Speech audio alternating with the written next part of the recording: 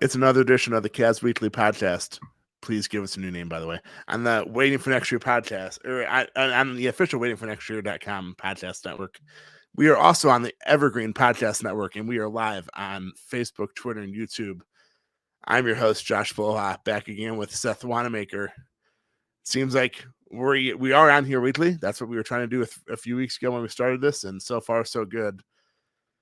I guess we'll start off on the good side over the past week. We'll start off talking All-Star Weekend and the Cavs and Cleveland and just everything good surrounding the All-Star game besides the weather. But who cares about how cold it was? It was an awesome weekend.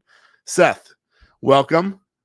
And I guess let's get started. What are some of your thoughts about All-Star Weekend and the All-Star game overall? Yeah, what's going on, man? I wrote a piece on waitingfornextyear.com yesterday. It just came out this morning about the All-Star game, and I found myself like getting emotional. I'm not an extremely emotional guy, but multiple times throughout the weekend, I felt myself realizing that, wow, this is a big moment, not just for Cleveland, not just for Garland and Mobley and Allen and Okoro, but just for NBA history. Like, it was surreal on Sunday night thinking about all those legends in Cleveland under one roof all at the same time. Unbelievable. I mean, went as well as it possibly could. Every night that the Cavaliers were a part of something, they won. Hearing the crowd go crazy for them was incredible. And it almost doesn't feel real to me. I was talking to some friends earlier, and it's still like pinch me. It was such an incredible weekend. I don't know even where to start because I had so much fun watching on my ass on the couch the entire weekend. Yeah, I mean, you summed it up perfectly. The Cavs won. I mean, I guess we'll start off Friday night. Rising Stars. It was like a little mini tournament. The Cavs team Rick Barry had Evan Mobley, Isaac Okoro, Cade Cunningham. I'm trying to think of. I think they had one more guy that I can't think of right now. Like one more big namer for a rookie or a second year guy. But it was Evan Mobley and Isaac Okoro. They won the first game. It was first to 50. They won that one, and then they beat. I don't even know who they beat in like the finals of it, but it was first to 25. And so they took home a trophy per se in Friday night. Saturday night, skills competition. Evan Mobley, Darius Garland balled out in like the shooting part of it. And then Evan Mobley hits his first half court shot. I mean, the dude, is he even like a real person? He's got to be like half robot at this point, to be honest. 20-year-old balling out like that. So the Cavs beats team rookie and team Antetokounmpo, who were the three, Giannis and his two brothers, who, I mean, let's be honest, if it consisted of shooting, the skills competition was a big part of like shooting was a big part of it. You knew Giannis and his brothers weren't going to do well with that. And then the 3-point contest, that was also fun. I did not predict whatsoever that Karl-Anthony Towns would win that. I mean, I'd love to see how many bets in Vegas were on Cat to win over any other player, because I bet you it was very little. And then the slam dunk competition, and I guess we just won't talk about that because it's probably the worst slam dunk competition in the history of the competition itself. So, Saturday night, Team Cavs all the way. Sunday night comes around. Darius Garland plays well. Jared Allen gets crunch time minutes, locks up Joel Embiid. And what won? He got crunch time minutes over Nikola Jokic. That's a huge, I don't care what you say, hometown kid or not, that's a huge deal. I guess it was mainly for his defense and his afro. And then LeBron hits the game winner to help Team LeBron, which consisted of Darius Garland and Jared Allen, to win it. And I mean, it was a perfect weekend for Cleveland. For the Cavs, you couldn't have asked for much better. I guess like Darius or Jared Allen winning an All-Star Game MVP would have been the perfect ending, but no one was really expecting that, so it's not a big deal. But yeah, I mean, I was down there Friday night. I know you wanted to ask me some questions. It went from like, all right, let's just go down there for a game, to getting home at almost 4 a.m. and for like a 9 a.m. wake up call to go to Columbus the next morning. And it was one of those things where like, I'm glad it, like, yes, I was tired Saturday, but I'm so glad I did it. 4 a.m. That's like Miami time. So everyone coming in mid-February for the NBA All-Star break. Oh, it's cold. What are we gonna do? It's like no, no, no, no. We can go till 4 a.m. We can get the hotel bars going. We can handle All-Star weekend. We've done it a lot recently. They're gonna meet the challenge. We can do it. Yeah, I mean, and then I made the mistake of at 2:30 because I was trying to go a little earlier than that, but we stayed out a little late, obviously. But at 2:30, I tried to get an Uber, and I mean, it was just great. Like 2:30, it was still hard to get an Uber because there were so many people downtown. But just like looking out the windows while at the bar, it was like 1:30 at night, and traffic was still like bumper to bumper outside. It was one of those things where it's like, is this downtown Cleveland or is this like New York or Chicago? It's one of those surreal moments, I guess. You said that earlier. It was just like, is this really happening, sort of thing. I mean, yes, like I said, it was cold, it was snowy, but it's Midwest. Like people are expecting that, I guess. Maybe not the wind and the wind chill. But even with that, Cleveland made the most of their opportunity and like balled out, I guess you would say. I mean, to keep it simple, they literally balled out. Yeah, we gotta dive into your night a little bit. I wanted to roll through just really quick some of the notes I took over the weekend, and then we gotta dive into Josh, 3 a.m. What's going on? Who you seeing? Who you partying with? Um, but a couple notes that I had from the weekend. So Friday night, Evan Mobley, Team Barry, as you said, Evan Mobley and Okoro played. Mobley, I thought looked like the best player on the court for most of the time he was out there. And we got to see Cade Cunningham and Evan Mobley pick and roll. Anytime they needed like a serious bucket, they just did like high pick and roll Mobley, Cunningham, and deadly. I put on Twitter, some trade proposals for Cunningham. I'm sure Detroit's very willing to give him up. But yeah, that guy is incredible, and I love seeing him play off Mobley. Just Kevin Pangos in a first rounder for Cade. Who says no? Even though Kevin Pangos isn't on the Cavs anymore because he got waived. That's right. We'll throw in Osman for salary matching purposes. True. Yeah, I'll give him Osman. That'd be a tough to let go of Jetty for Cade Cunningham, but I'll do it. We got to do it. But that was a sincerely fun competition, and then they get to run it back on Thursday. The Cavs play the Pistons this week, so that's going to be a fun matchup after they were just on the same team. But yeah, Mobley looked incredible. Moment that was definitely not too big for him. Looked better than he has even the last couple of weeks before he went into the stretch. And then the skills competition, where Garland is shimmying after he hits the first like moon ball that he takes from like 30 feet. And then I think he goes back, forth, and hits all 4 shots in a row, caps it, making 2 more. And yeah, the Cavaliers just dominated the skills competition. I was dead wrong. I picked the rookie team because I thought it was going to be a little bit more athleticism. I was running. Right. You nailed it. Right. I nailed it. By the way, before you go on, I got 2 of the 3 projections. I went with hometown people or the hometown team, I guess you'd say, for all 3, right? Yeah, all 3 Saturday night, and I got 2 of the 3 right. I was pretty proud of myself.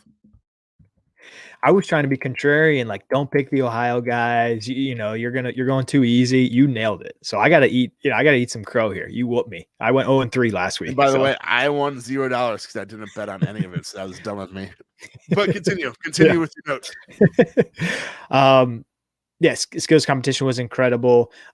I don't necessarily want to talk about this a ton, but some very interesting quotes came out. LeBron, is it leverage? Is he trying to pin the Lakers up against the wall? Is it sincerity? I don't know, but I think the exact quote was, the door is certainly not closed to something like that in regards to a potential Cleveland Cavaliers reunion. So let me pause there. Josh, any thoughts, comments you have based off of that quote from LeBron? LeBron really knows like what to say and how to be passive aggressive. He is a very smart man. I mean, some of the things he says might not be the smartest thing, but he knows what he's saying and how he's saying it, I guess you'd say. I mean, even with like the door's not fully closed or whatever he said about returning to the Cavs. And then I guess you wouldn't even call it passive aggressive because he was just straight up aggressive, but he was like praising Kobe Altman for building this Cavs team the way he has. And then he was praising Sam Presti for building OKC the way he has, like even like his draft picks of Kevin Durant, James Harden, Josh Giddey. I mean, that's just three of the names that I can think of right now. But yeah, he was. But not only was he praising them, especially, I mean, him giving praise to Kobe Altman says a lot because Kobe was the one that traded Kyrie, and LeBron obviously was not happy with that. We all know that. We're not going to get into it. But him coming back and praising Kobe was also a shot at the Lakers because he just, I mean, we all know he might not say it's a shot at the Lakers, but we all know it's a shot at the Lakers. Even though, as a Cavs fan, we know that LeBron is part player, part GM. LeBron is the reason Russell Westbrook is a Laker. He wanted Russell Westbrook. That was the downfall. That was the beginning of the downfall of the Lakers, let's be honest. So, I mean, it goes both ways. But, yeah, LeBron knew exactly what he was saying, whether it was on TV or in that The Athletic story with Jason Lloyd or Joe Varden's story. I mean, LeBron is a very smart man, and he knows what to say and when to say it. He knows exactly what buttons to push. And I guess the only question I think that a lot of people still have after the weekend is, are his comments purely based off of creating leverage for the Lakers to do everything they can to surround him with talent? Or, was he being potentially sincere about he could see himself in Cleveland again in the future? I tend to think probably the former, I think, but, can be surprised. I don't want to talk about LeBron too much, but I mean, it's an NBA talk, so we're going to talk about LeBron some. It's the former, but the problem is that they're not going to have such a high draft pick where they're going to get a star unless they get lucky, I guess. Unless, I mean, Giannis has gotten drafted late in the first round, and like, if you have a top 5 pick, the chances of you drafting a star are much higher than if you have a pick 15 through 30. Let's be honest. And I mean, unless the Lakers completely downfall, I don't think they're going to get a top 10 pick unless. Then again, if the NBA lottery is rigged and they want LeBron to stay in LA, maybe they win the lottery. I don't know. But they don't really have any trade assets. I mean, I guess you could trade Anthony Davis, but then you're giving up Anthony Davis. Are you really going to get someone in return that's just as good, even if he's healthier? You're not trading Russell Westbrook. That might be him and John Wall might be the 2 worst contracts in the NBA by far. Russell Westbrook's going to pay like $44 million or something insane this year. But besides that, do you really have, I mean, Taylor Horton Tucker, I guess you might be able to get something for him, but besides those 3 guys, you don't really have any. I mean, if we thought the Cavs had no tradable assets, the Lakers might have even fewer, which says a lot without really saying much at all. Yeah, when you look at their team, they just have a bunch of guys, and they've utilized a lot of their picks that they don't really have anymore. So, very interesting tactic. There's Twitter rumors about LeBron was upset that I believe the proposed trade rumblings. Again, this is all speculation. Who knows? But apparently, there was a trade involved. Rockets and Lakers were talking about. Lakers would give up Russell Westbrook and attach, I believe, their 2027 first round pick for John Wall. And apparently 2027. Can we just think about that for a second? There's a chance. Wait, that is 5 years from now. There's a chance that an 8th grader can get picked with that selection. All right, continue. And that 2027 pick could be really high if LeBron completely, goes through all of the resources and chess pieces. That pick could be dangerously high. So yeah, like you and I both said already, not crazy about a bunch of LeBron talk. Just really interesting comments. Of course, he makes the game winner. 161 to 160. You play to 163. He makes a turnaround, like fade away in front of the home fans. It was just such a feel good story. I'm getting a little murky here because I'm talking about a little bit of negativity with LeBron and such an incredible ending, but really interesting comments. We'll see what happens this offseason. Before we continue off the LeBron talk, Steph Curry, I mean, if you guys didn't know, Steph Curry and LeBron were both born at the same hospital in Akron. Them both balling out in their first All-Star game back in Cleveland is pretty damn cool, to be honest. I mean, hate Steph Curry all you want. Watching him in person has to be. Unfortunately, I've never been able to watch Steph Curry in person, but watching him in person has to be like an incredible. I mean, watching it on TV last Sunday night was insane. Being there in person had to be, incredible. He had like 16 threes. I don't care, All-Star game or not, 16 threes in a single game is insane. And then like 50, he ended up with 50 points because the record was 52. But him balling out, LeBron hitting the game winner, especially with LeBron's all of his high school buddies back in town, and just that had to be. I know he even talked about it after the game. That had to be like one of his proudest moments as an NBA player. I mean, yes, winning championships is obviously atop the list, especially the one for the Cavs. But besides championships, that has to be one of his proudest moments as an NBA player. Yeah, it's absolutely surreal. And like I said earlier, still hard to believe. I'll wrap up on the notes. You and I called it. The dunk competition needs to be moved. I mean, that was the worst one. I don't even think if you move it, just move it to like Monday night when no one's watching. I was gonna say Thursday at like 2:30 in the afternoon. Something. I have a lot of ideas and thoughts about how to make it better, but you can't roll out the same product again next year. I mean, it's a joke. And I don't know, more incentives. Do you get like some random YouTube street hoop? I don't know. You got to do something. You can't put that out again. I think I would rather watch the guys that waiting for next year dunk, because none of us can, than have to watch that again. Like, see who can, like, I guess for me, I could dunk if I like got on someone's shoulders. So put me on someone's shoulders. That'd be so much more entertaining. Although I'd feel bad for the person whose shoulders I'm on. But that's beside the fact. I mean, like you said, it cannot happen again. That I would love to see. I'm sure they won't do it or they can't do it. I would love to see how far the ratings dropped after the 3-point competition, because it was that was unwatchable. I mean, Obi Toppin, the Dayton, Ohio native, won it. That was cool, being back in his home state. But besides that, that was horrific. And my pick last week was Jalen Green. Jalen Green was like 1 of 11 on dunks. It was so bad, Josh. It was so bad. I got up. I was like, no, they have to change it. I don't know what they're going to do, but yeah, that was disgusting. And then just the last note I had was, you already mentioned it, but Jared Allen.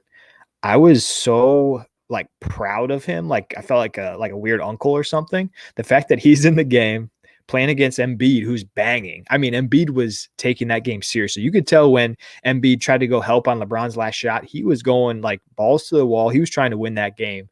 And Embiid kind of posterized Allen about a week ago before the All-Star break pretty bad.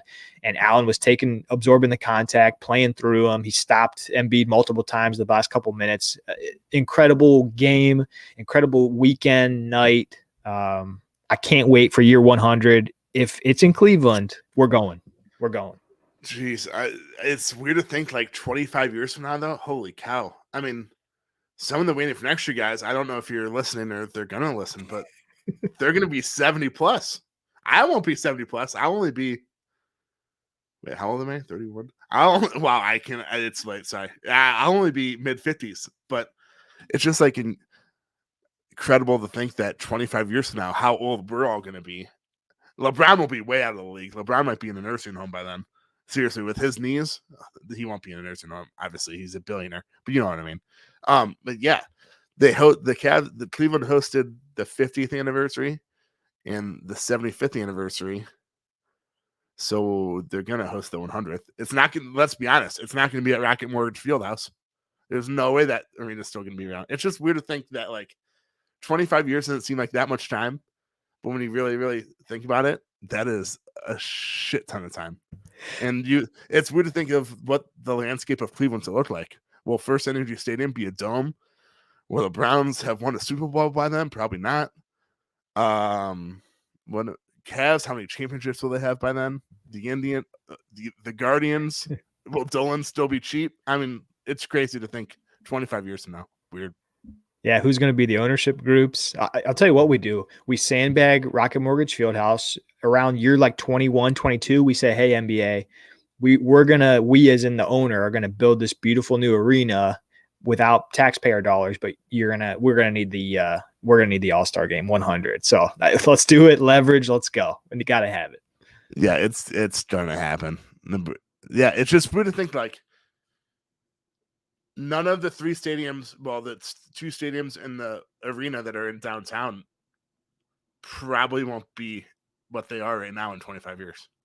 I mean, let's be honest, this isn't the Browns podcast, but the Tennessee Titans are already trying to build a new stadium. Their stadium was built the same year First Energy Stadium was. So put that into perspective. But let's get back to Cavs and All-Star talk.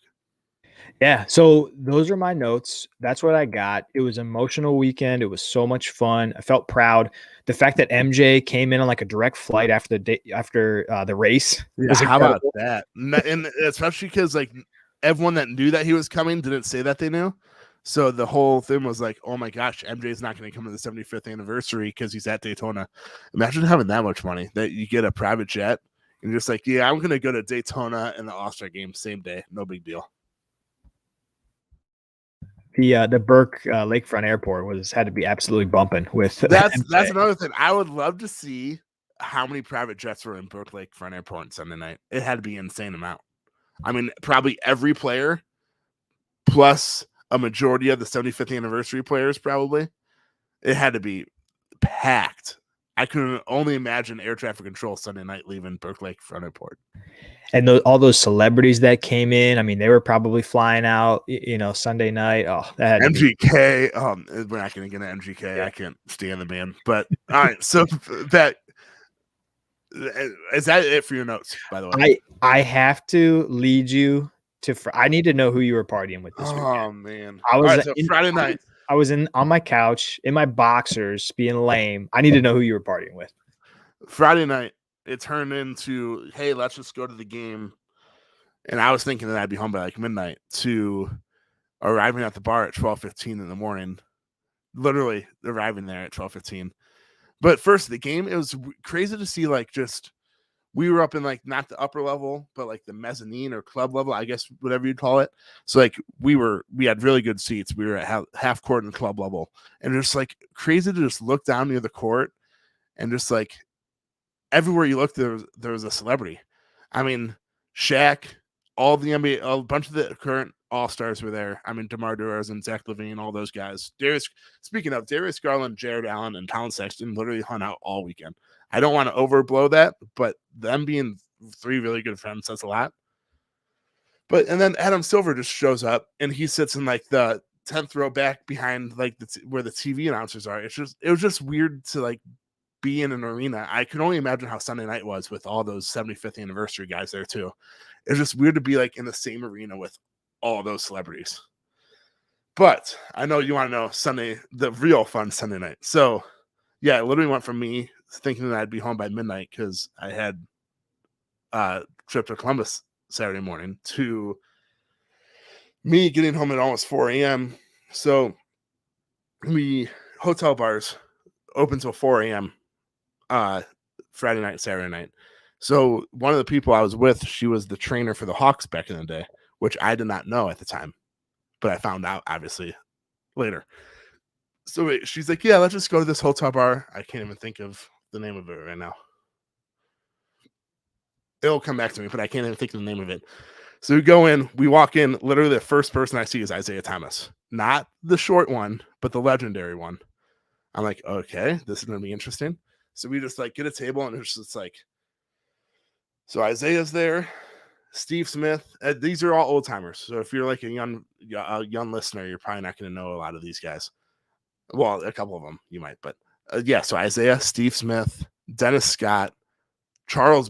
So they're all there. And then like 45 minutes later, Charles Barkley walks in. And like for the other guys, it was just like, all right, cool, they're here. Charles walks in and he gets like a huge standing ovation. So it come to find out we were in the hotel bar where the TNT crew was staying. So it was a lot of those guys. Shaq didn't come. He had a party at Barley House. Charles Barkley was there as well at the Barley House, but then he came to the hotel after. But it was just like those guys. I'm missing a couple. Chris Haynes was there, the reporter for Yahoo and TNT. Allie LaForce. It was just like weird being around all those guys and just like seeing them as regular people. I mean, a lot of people like went up and wanted to talk to them and take pictures with them, but it was just like weird. Because if you see him on TV, especially a guy like Charles Barkley, you don't think of him as a real person. Let's be honest. We're all real people, but you don't think of him as a real person. So it's just like weird, just like walking into a bar and drinking with those dudes when literally that doesn't happen except every 25 years in downtown Cleveland. Let's be honest. Charles Barkley probably doesn't go to downtown Cleveland just to have a beer after the NBA game. So it's just weird being in the vicinity of all that NBA greatness and just, I guess, let's be honest, millions of dollars that you would never know that they had millions of dollars. And it's such a unique environment where if there's media coming in to cover the Cavaliers in the finals, it's more work versus, this weekend. I think you're encouraged to have some fun. You deserved it. So I'm not asking you to out anybody, but was anybody like insanely turned? Was there flip cup going on? Was everyone pretty relaxed, or was it getting pretty rowdy in the hotel bar? It was packed, and surprisingly, it was packed when we left at 2:45 in the morning, which was, I mean, that's another thing. It was crazy to like leave at 2:45. And if you didn't tell me that it was 2:45 in the morning, I would have said it was like midnight because how packed the bar still was. It wasn't rowdy though. It was just like people just hanging out, eating, drinking, chilling, I guess you'd say. And just, I mean, it was loud, but it wasn't like rowdy or like, it wasn't like you were at a club. You knew you were at a bar. I love it, man. I am purely jealous. I know we talked about it a little bit. Like we got to get some hotel bar 3 a.m. stories going. So yeah, and incredible. Like some people were getting pictures of that. Like I have no proof that I was with Charles Barkley. Unfortunately, I'm just not. I know I said this to you beforehand, but like I'm just not a picture guy. I hate being that guy, especially a guy. I mean, I guess a girl. The NBA players don't mind if like a girl does it because it's a female. Let's be honest.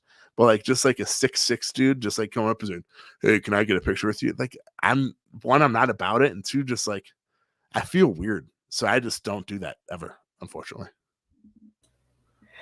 I kind of have the same relationship with the jersey. Like, maybe, getting into like the 30s, something like that. I'm like, okay, I got to like treat these people a little differently. Now they're like, my nephew's age. So I need to need to think about these guys a little differently. Evan Mobley is literally not even drinking age yet. I need to stop acting like he's a superstar. Right. Need to not grovel at his feet. He just got his driver's license. So. Holy cow. Wait, he did only get his driver's license 4 years ago. All right. We're going way off topic, but that's weird to think. Seems like I've been out of college for 10 years. He got his driver's license 4 years ago. Holy cow. Yeah. Well, thank you for engaging me. I'm a little bit of like a weirdo, like TMZ guy when there's celebrities in Cleveland. I want to know like what they're doing, what they're going to. That's a good. Now that you bring up TMZ, I should have had one of them do something stupid and taken a video just so I could have gotten paid from TMZ. That would have been cool. But yeah, it's just like I said, it was Charles Barkley, Dennis Scott, Steve Smith, Isaiah Thomas, Allie LaForce, Chris Haynes. And I think that's it. So it's just like 6 of them. And yeah, they were all just hanging out. A lot of them were with family or like their significant others or friends. But yeah, it's just everyone was just hanging out.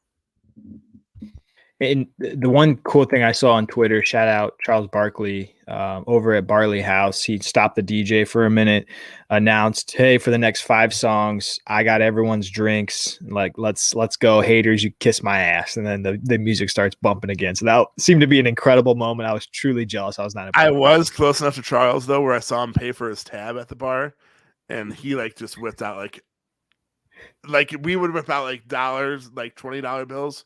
You're just like whipping out $100 bills. I was like, man, must be nice to be a freaking millionaire. Just be like, oh, that bar tab's $500. Oh yeah, here you go. Yeah, cash only. Yeah, keep the change. No big deal. Exactly. Yeah, I mean, yeah, but like I said, it was just cool. The environment, just all around Cleveland taking advantage of the opportunity. I know Steph Curry had a lot of positive things to say about downtown. He donated a shit ton of money to not the Cleveland Food Bank, to Cleveland Metropolitan School District, I think. It was like for every point and every 3-pointer he made or something. And then just like LeBron's charity donated to the LeBron James Family Foundation in Kent State. And then Team Kevin Durant's charity donated to the Cleveland Food Bank. Just like Cleveland not only showed out, but they got a ton of money. Whether it was the economy or just in donations, it was just really cool to see. A really great weekend for the city of Cleveland all around. Yeah. So this feels like a transition time. So incredible weekend. Incredible weekend. Memories will last forever. We're begging for 100. We got to talk about the news we got today, right? everyone was so amped up, like, oh my gosh, Thursday can't get here soon enough. This has been like a long 8 day? I think the Cavs last played Wednesday, so it was a long 8 day stretch without Cavs basketball, like a legitimate Cavs game, not Evan Mobley, Jared Allen, and Darius Garland and Isaac Okoro playing. But yeah, everyone was so pumped up, and then this afternoon, if you're listening to us live, it's obviously Wednesday. If you're listening to us tomorrow or Friday, Wednesday afternoon, the Cavs received news that Darius Garland, you should have said this because you were making the transition. Darius Garland and Caris LeVert are out tomorrow night against Detroit. Caris with a foot sprain and Darius with his ongoing back issues, which I mean, we can get into this. He was fine. He played the last game before the break. He was in and out for a couple weeks. Played the last game before the break. Was fine all weekend. Played Saturday night in the skills competition. Sunday in the All-Star game. Everything looked to be good, and then this news breaks, and it's like, shit. Like, that's really... And then, so not only Darius, not only are you out without an All-Star, but you just got Caris LeVert at the deadline, I guess a week before the deadline, and a foot sprain. I mean, that might be like a Darius Garland's back issues are obviously a lingering issue. A foot sprain is probably a lingering issue too, and he might be out for a couple weeks. I'm speculating. I don't know anything. Obviously, I'm not a doctor. I don't have any sources with Cavs. But they're going to be cautious with it. If he's not 100%, they're not going to let him come back. But like, this might be an issue with 24 games left in the regular season. 24 games left. The Cavaliers have played 70% of their games this year. The All-Star break happens way after the midpoint. My plan was to talk about how critical the games are left. And when you get this news about Garland and LeVert, it's just, I'm not going to be panic guy, but it's concerning. One, because Garland sat out numerous games ahead of the All-Star break, and everyone kept saying, get to the All-Star break. The guys will be fresh legs. We'll be in great shape for this stretch 24-game run. And like you said, he looked perfectly fine all throughout the entire weekend. So very concerned. You and I were doing our investigative work before this. Didn't see any pictures of Darius Garland practicing today.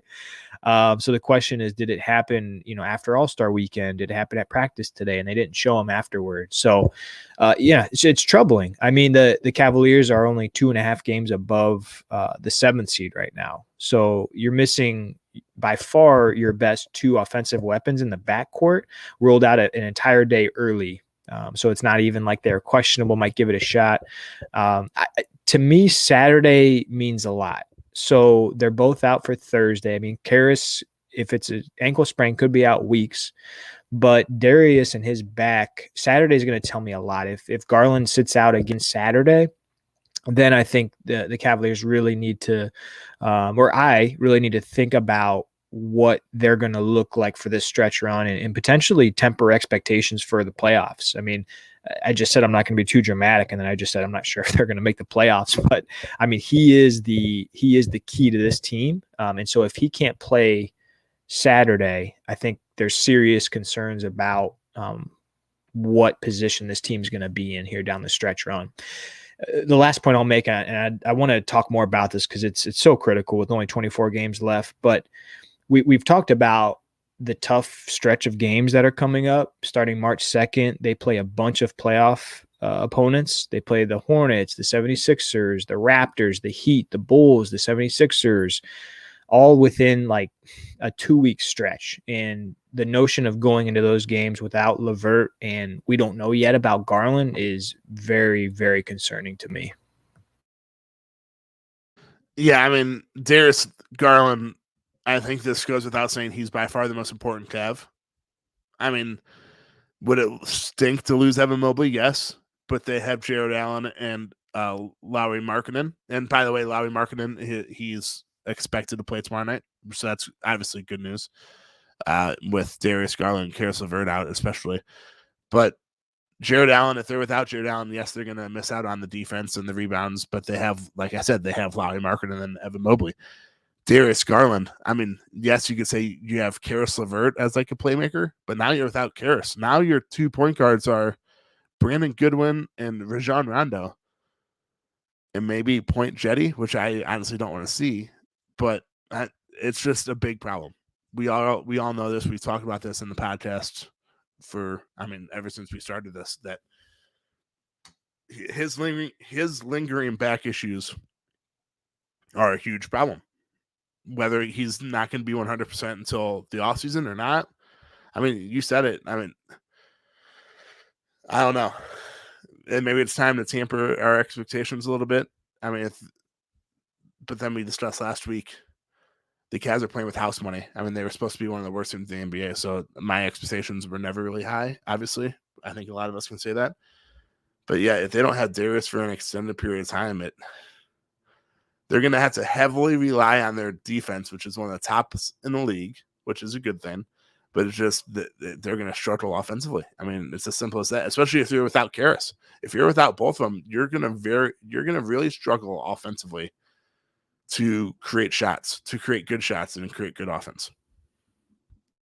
And we're going to see at least what the Cavaliers showed us when Garland was out and when they didn't have LeVert is a lot of Osman. I mean, that's their guy that's going to initiate the offense. Of course, Goodwin or Rondo are going to probably, initiate the first team, but Osman's going to have to play a lot. And he's proven throughout this year that in a certain role, he's extremely effective. When you ask him to do more than that, it's going to be rough. So, yeah, like you said, you probably need to reconsider expectations. It is house money. I have unfortunately talked myself into a top 6 seed. So I need to consider that as the season moves on. And I'm being a little doom and gloom right now. Maybe Garland comes back. Maybe he had a little tweak. Maybe he comes back on Saturday and it's going to be okay. It's concerning, right? And Garland's had injury issues the last 2 years, right? I mean, he's missed upwards of 10 plus games each year. And so you just hope he can stay healthy, because this year really feels like the stepping stone into next year. And so you just hope he's healthy and would love to get some playoff experience. So one of the things I wrote down as kind of keys to the rest of the season was LeVert settling into his role, which is problematic if he's out weeks with an ankle sprain. And then the second was just general health. And man, the Cavs have just been beaten with a stick all year, Josh, with health, man. It's been tough. They're so much fun, but man, the injuries really suck. The good news is that the Cavs have been hit with some of the injuries this year that maybe next year they'll have much better injury luck. I mean, let's rewind. The Cavs, Darius Garland, Colin Sexton, Lauri Markkanen, now Caris LeVert. I feel like I'm missing one. Rubio. Ricky Rubio. That's literally 5 guards that they're without for an extended period of time. It's crazy that they're in the position that they are right now, to be honest. Shows you the type of team that JB has led and the type of team that Kobe has built. But like them being without all those guys, and especially without Darius from off and on the last 3 or 4 weeks, it seems like it's been forever, but it's only been like 3 or 4 weeks. I mean, who knows? And we're both speculating. Maybe Caris LeVert rolled his ankle today in practice, and it's all precautionary. Maybe Darius Garland tweaked his back, and it's just precautionary. But we're Cleveland fans, Browns fans, so we're, I guess, looking at like the worst case scenario. And I think the worst case is that Caris is out a few weeks and Darius Garland's lingering back issues all around until the offseason, which is bad news for the Cavs. I mean, house money or not, that's bad news for the Cavs. But like, I don't know. I guess we should wait until we get actual news rather than just like, hey, they're out tomorrow. But yeah, like you said, Saturday, who do they even play on Saturday? They've got the Wizards, another very winnable game. So they have 2 straight winnable games. I mean, tomorrow night, they're going to have to heavily rely on their defense, obviously. But with Lowry hopefully back, you're going to have the Tower City back with Mobley, Lowry, and Allen. Hopefully, it's just like first team to like 95 or 100. And their defense should be much better, even without Darius and Caris up front. And hopefully they just lock it up defensively and lock up Cade Cunningham and company and just find a way to win. I mean, I know that's cliche, find a way to win. But without Darius and without Caris and with so many injuries, just literally do whatever, no matter how ugly it is, just find a way to win. Yep, you said it. First to 100.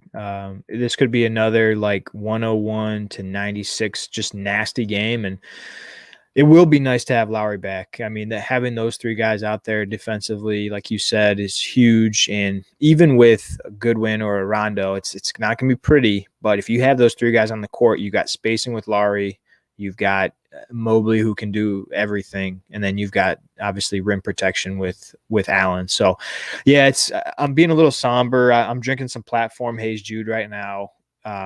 We're gonna bounce back. We're gonna be okay, guys. I'm gonna step off from the roof. I'm gonna be fine. It was just, I guess what hit me was, everyone pointed to this moment and said, let the Cavs get to the All-Star break. Let them get healthy. Let them get fresh legs. Then they'll go on the stretch run, and then we get chopped down with the two best offensive backcourt players are both out. The first game coming out, so a little bit of a bummer, but let's see what happens on Saturday. Let's see who comes back and try to get some good factual information about the injuries.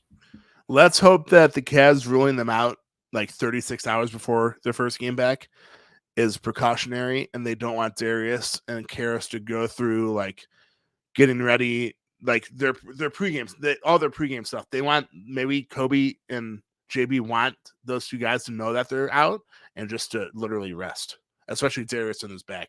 Rest. Just don't worry about doing anything on court. Just go get treatment, especially if Caris has like a foot sprain or whatever. Go get treatment, and you're not going to play. Don't like have it be like a game time decision and go through pregame warmups and just be like, oh yeah, you're not playing tonight. That's the optimist in me. I hope I'm being a good optimistic person.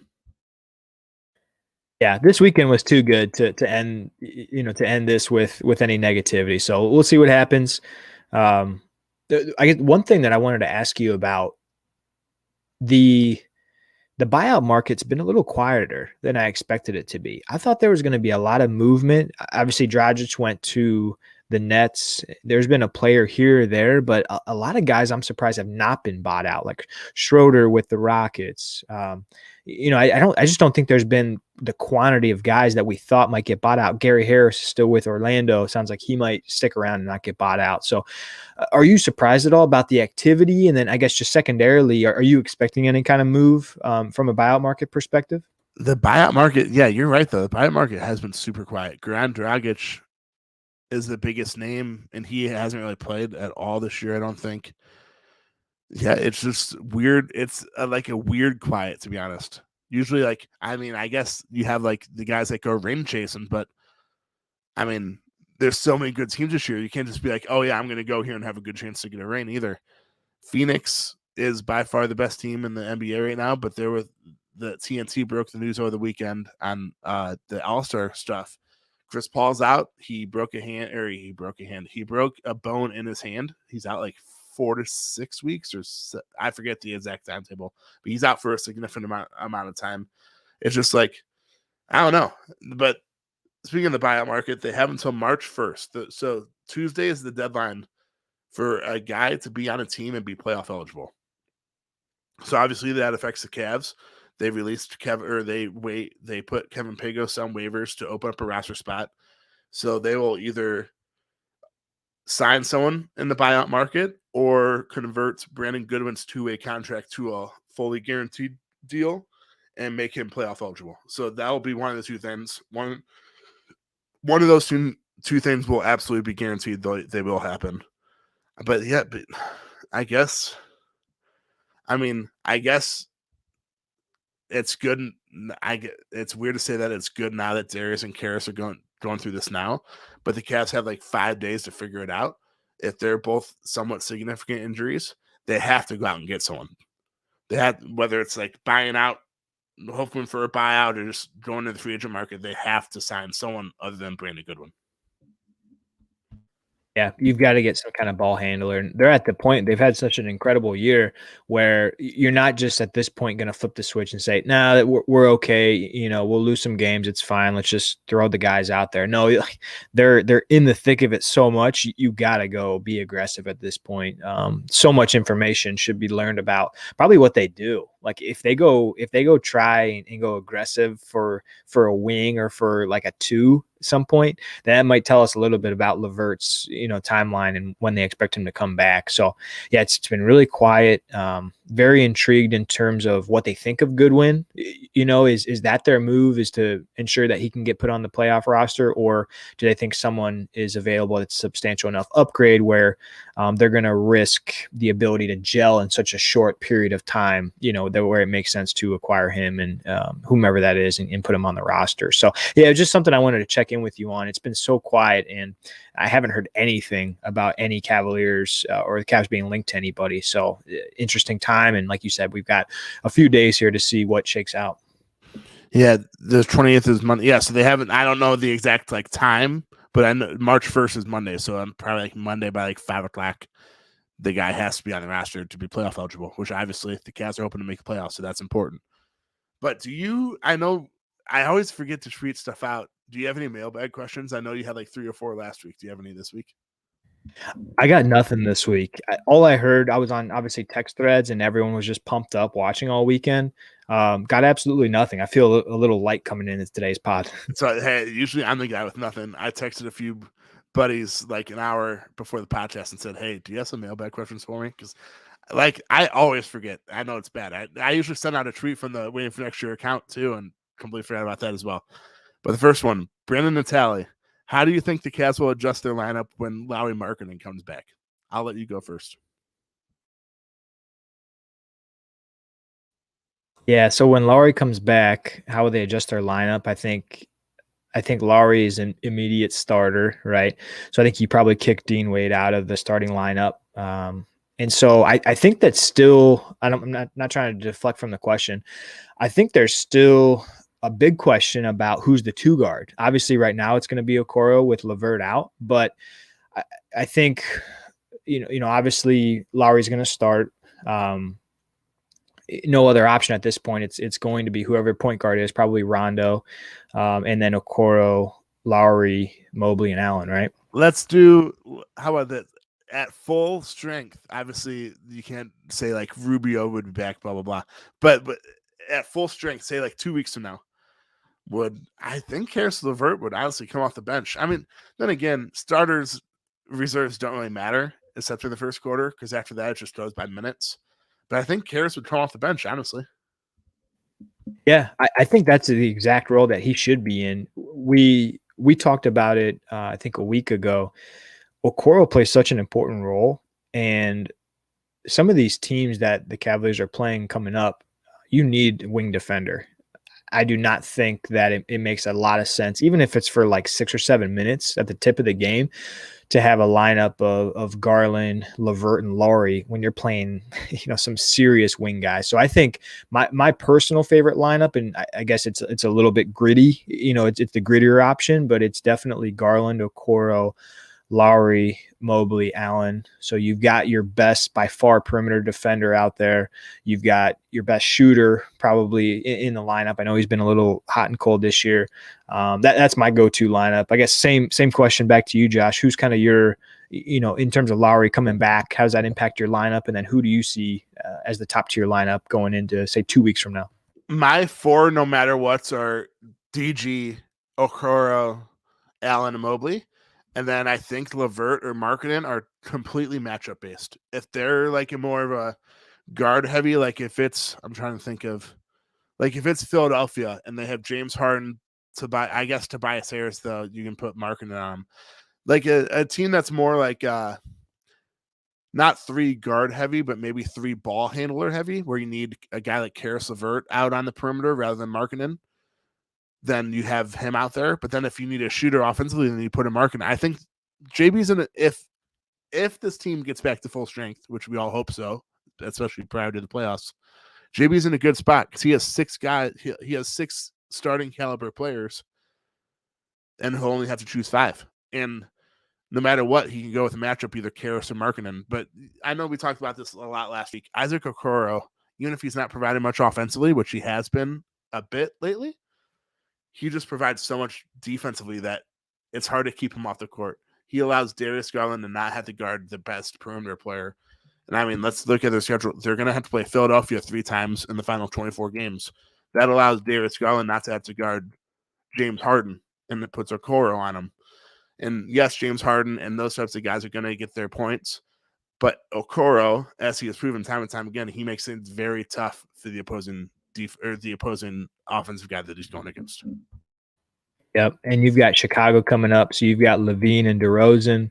Yeah, you need Okoro out there, in my opinion. I like the way you phrase that. I think Okoro to me is a lock of the two, and then pick your poison where you want to go, LeVert or Laurie. The reason I like LeVert off the bench is just that scoring punch, and that second unit needs some ability to go get a bucket. So I love LeVert coming off, and Okoro really gives them the best chance at his best offense. We talked about that before too. Okoro is probably going to play his best offense with Garland. So I know you match up differently throughout the entire night, but I think maximizing Okoro and Garland minutes is going to give Okoro the best opportunity at some of those corner threes that he's been making. Like you said, like he's been looking pretty good, running the floor, making some corner threes. His offense has definitely picked up the past couple of weeks. Yeah, and to go along with that, Tower City, the 3 big guys. From Andy Beekner, a simple little question. Will the big guys run out of gas as this experiment hasn't been done before? And by experiment, he means 3 7-footers in the starting lineup. I think JB, I just literally asked the question and started to answer it before letting you talk, but I'll answer quick. JB has managed this lineup good enough. He hasn't been a Nick Nurse in the Toronto Raptors and given these guys enough rest. 1, he's given them enough rest. 2, I mean, Mobley's been in and out. He's been in a lot lately, but he was out for a few games. I think maybe Evan Mobley right before the break, he hit like a rookie wall just because he's not used to playing this many games. But I don't think it's a minutes thing. I think it's just like hey, I'm playing 3 games a week now and not 2 games a week and only 30 games in a regular season type of deal. I don't think they'll run out of gas, though. I think JB has managed them good enough, especially like minutes-wise, that they'll be perfectly fine. Yeah, I was doing some schedule previewing. They do have 3 back-to-backs left throughout the season in March. So, there's a cluster of games that we might see some guys sitting, but I 100% agree with you in that I don't think they're going to run out of gas. I mean, what makes, I think, the Cavaliers' big 3, sorry, not their big 3, they're physically big 3. They're all unique, right? Like, Mobley is not a normal 7-footer who's going to get gassed like Valanciunas does if you watch him play, or even Sam Adams, even Allen. I mean, he's lean. He gets off his feet. So these guys are unique. Hold on. It's Steven Adams, by the way. It's okay, guys. Seth is drinking some alcohol. He said Sam Adams. He has Sam Adams on his mind, but it's Steven Adams. I'm just joking, but it's Steven Adams. I just thought that was funny because you're drinking your platform brewery beer and then you said Sam Adams.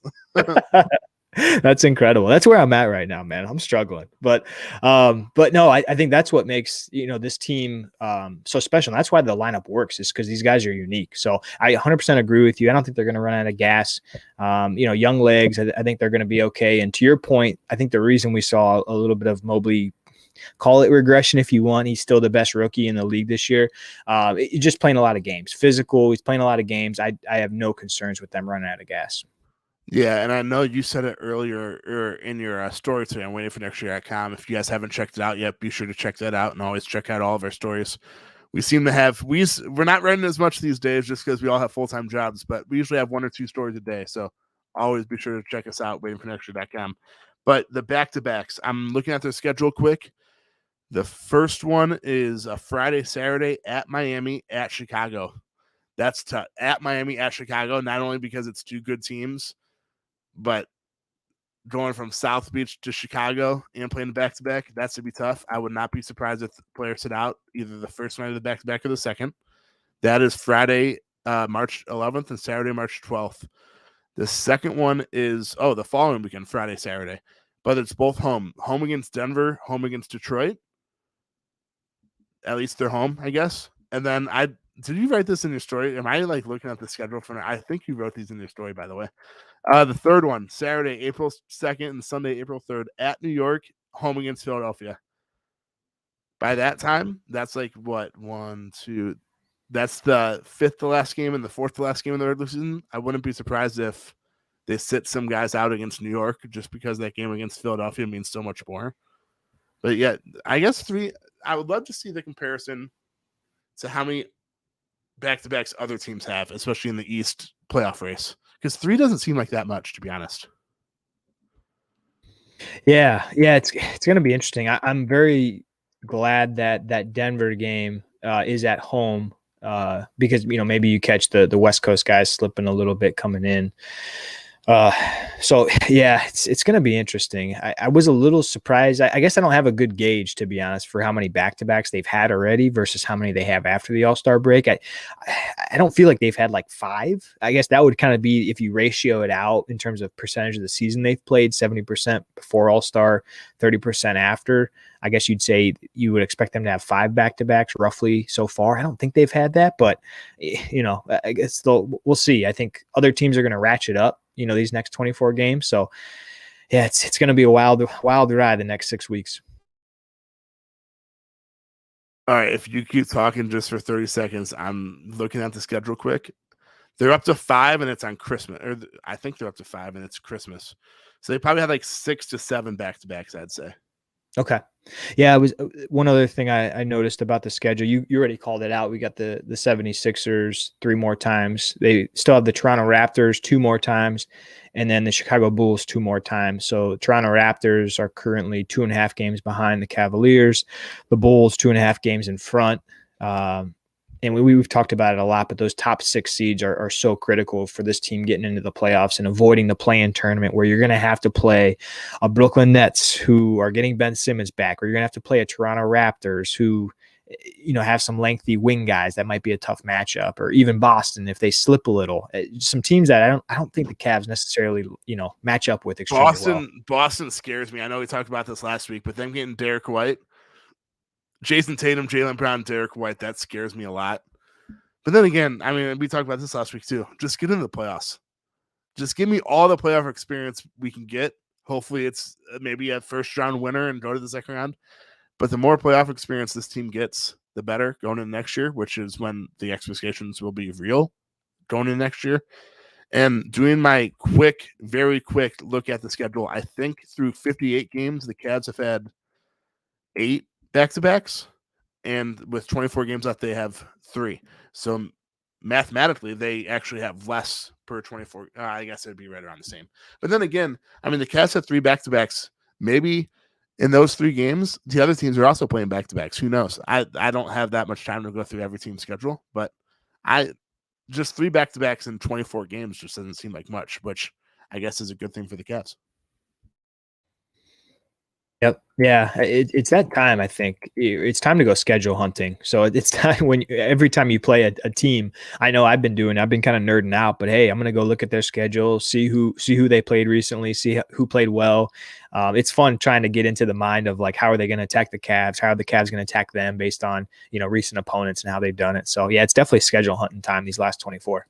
And speaking of schedule hunting, I mean, Brooklyn Nets, I know they received the news today that New York might do away with their vaccine mandate, so Kyrie will be able to play in home games. But Kevin Durant dealing with an injury. He missed the All-Star game. James Harden dealing with a hamstring injury. He hasn't played yet since he's been traded. Kyrie's only been able to play in away games. They are currently the 8th seed. They're 7 games back at first and 3.5 games out of or in the playoffs ahead of the 11th seed. But if they have their big 3 back, I said James Harden, by the way. I meant Ben Simmons. They have Ben Simmons now. That's my apologies. Ben Simmons is working his way back. They're one of those teams where I think right now, Vegas odds makers, they have like top 2 odds to win it all. But they're currently the 7th seed. They could be a play-in team that has to go up against the 1st or 2nd seed. I mean, yeah, I would hate to be that 1st or 2nd seed, but they're going to have one heck of a time in the playoffs, even if they're at full strength. And that's just one of the many things to pay attention to besides the Cavs. It's just like Brooklyn. 1, when will they be at full strength? And 2, I mean, I think without looking at their exact schedule now, I saw someone tweeted out earlier, they have if you thought the Cavs had a very tough schedule from like March 2nd to March 20th or whatever, out of the gate, Brooklyn has a very tough schedule. So if they don't go like 500, they could be on the outside looking in when it comes to the play-in. Yeah, there's some really interesting data in terms of strength of schedule remaining. Luckily, I think some of the top teams in the East are part of that. So Milwaukee has the toughest strength of schedule remaining. Opponents 0.554 winning percentage. Chicago's number 2, 0.543. So two of the leaders in the Eastern Conference have the toughest remaining schedule. I think Boston is the other one that would be East playoff contender. They're in the top 10 as well. So luckily, right, we wouldn't hate to see Milwaukee and Chicago lose a few as they get into the stretch run here. Yeah, that's what you said. I'd love to see those types of teams lose. The more they lose, obviously, the better it helps the Cavs. And speaking of strength of schedule, the Cavs had the 22nd toughest strength of schedule the rest of the way, even with that tough stretch starting March 2nd. But then again, I mean, this Tankathon has their like eight toughest opponents the rest of the season. Wait, nine toughest opponents the rest of the season. It's Miami for 1, Chicago for 2, Philly for 3, Milwaukee, Dallas, Denver. I think like 4 or 5 of those games come in that 9-game stretch that starts March 2nd. So like we said last week, that 9-game stretch at one, I mean, it's going to be tough. If you don't have Darius Garland and or Caris, you're going to struggle, obviously. But if they can just find a way to go like 4 and 5 in that stretch, I will literally I'll take 3 and 6, honestly, and just take care of business against the other teams. I know we discussed this too. 24 games left. The Cavs currently sit at 35 and 23. If they go 500 the rest of the way, they finish the season 47 and 35. I will gladly take that, and that's going 500 the rest of the way.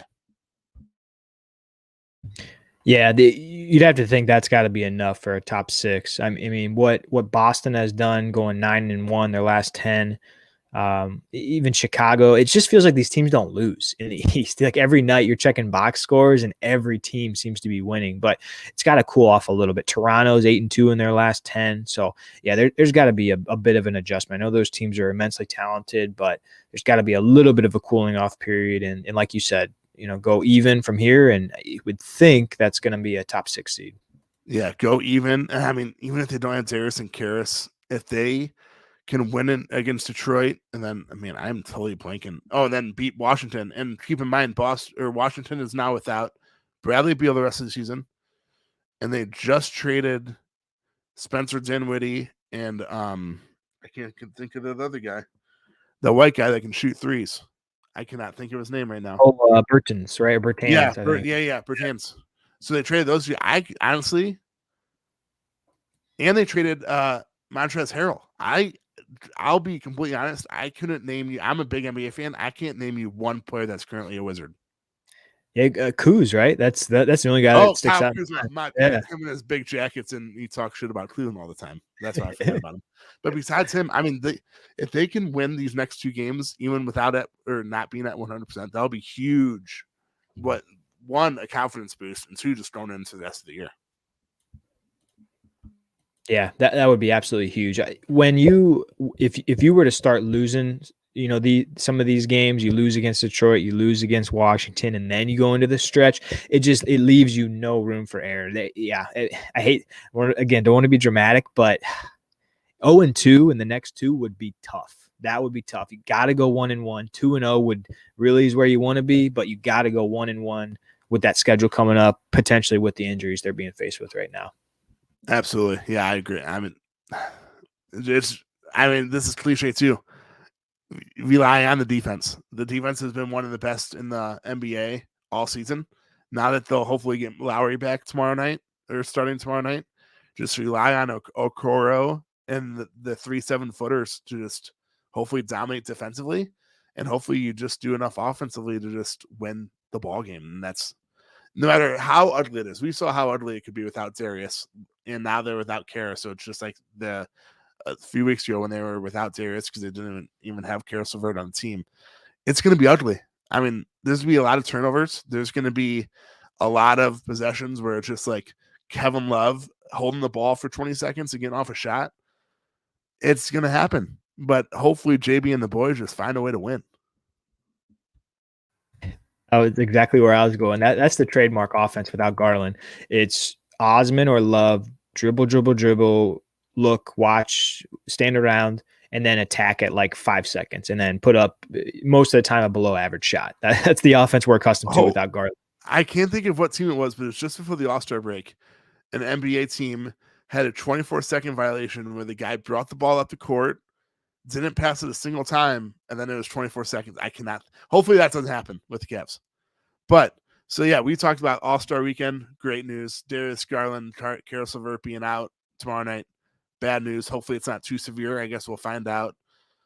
I guess when JB maybe has he definitely has media availability before tomorrow night's game. I don't know what's going to be said, if he'll explain the injuries even more. We need some tough questions, guys. If you're asking a question, please get to the bottom. You got to ask the pointed question. Fans got to know. Caris LeVert's injury had to have happened today in practice. It had to have. And then Darius Garland, I'm assuming it's just a lingering back issue that maybe he tweaked it during practice today. Unless he tweaked it Sunday and we don't know about it. But, I mean, he seemed fine on Sunday. But, yeah, so another Cavs Weekly podcast that we were not planning on doing for an hour, and here we are, an hour and 5 minutes in. If you are listening to us live, thank you. Always be sure to leave a comment. I know a few of you left comments, and I just now realized that, and I forgot to include them, so I apologize. If you're listening to us at a later time, wherever you listen to your podcast, we appreciate that as well. And we will be back with you next week, hopefully talking about a few Cavs wins and how they're close to being back to 100%. And, yeah, as usual, go Cavs. Let's go Cavs.